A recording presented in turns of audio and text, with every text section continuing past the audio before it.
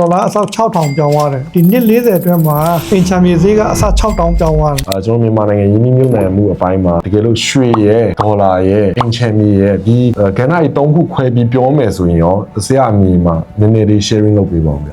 ဒီရွှေရဒေါ်လာရဲ့အင်ချမ်မြေဈေးကိုကျွန်တော်တို့နှစ်340ဟာကိုကျွန်တော်တို့စုစည်းကြပါတော့အတင်းတစ်ခုဖွဲ့ပြီးတော့မှစုစည်းပြီးတော့မှကျွန်တော်တို့ balance လုပ်ချင်လို့ဆိုပြီးတော့ရည်ရွယ်ချက်နဲ့လုပ်တယ်လုပ်တဲ့အခါကျတော့နှစ်40အတွင်းမှာရွှေကတော့အစပေါင်း1000ပြောင်းတော့ပေါ့နော်ဒေါ်လာအဆောက်6000ပြောင်းသွားတယ်ဒီနှစ်40အတွင်းမှာအင်ချမ်မြေဈေးကအဆောက်6000ပြောင်းသွားတယ်ကျွန်တော်တို့လုပ်တဲ့လူတော်မှဒီဟာမထုတ်ပြန်ရဲဘူး3ရက်လောက်ပြန်ပြီးတော့မှဒီတင်းထဲမှာပဲတစ်ခုခုမားနေလားကိန်းကနများမားနေလားဆိုတော့ပြန်ကြည့်တဲ့အခါကျတော့မမားဘူးအဲ့တော့ဗမာပြည်ရဲ့ဒီအင်ချမ်မြေတက်ဈေးကတော့ခုနပြောတဲ့အများကြီးခွာချက်တွေရှိတာပေါ့နော်အဲ့ဒါလေးတွေတွေ့ရတဲ့ခါကျတော့ဗမာပြည်ရဲ့အခြေအနေကနိုင်ငံတကာနဲ့ကွဲထွက်နေတာကိုတွေ့ရမှာပေါ့နော်ဥပမာထိုင်းတို့စင်ကာပူတို့မှာလည်းဒီအင်ချမ်မြေရင်းနှီးမြှုပ်နှံတဲ့လူမရှိဘူးလားရှိတယ်ဒါပေမဲ့အဲ့မှာတက်နှုံးနေဗမာပြည်နှုံးနဲ့မတူဘူးဒီမှာတခါကြရင်ဝယ်ပြီးလှပိုင်းတွင်းကိုခောက်ချိုးမြတ်သွားတာလို့ပါလို့ရှိတာပေါ့နော်နိုင်ငံတော်မှာအဲ့ဒါမရှိနိုင်ဘူးတခါတစ်နှစ်လုံးနေမှာ5%တက်ရင်ကံကောင်းပေါ့နော်ဒီလိုအနေထားမျိုးတွေခွာချက်တွေကအများကြီးရှိပါ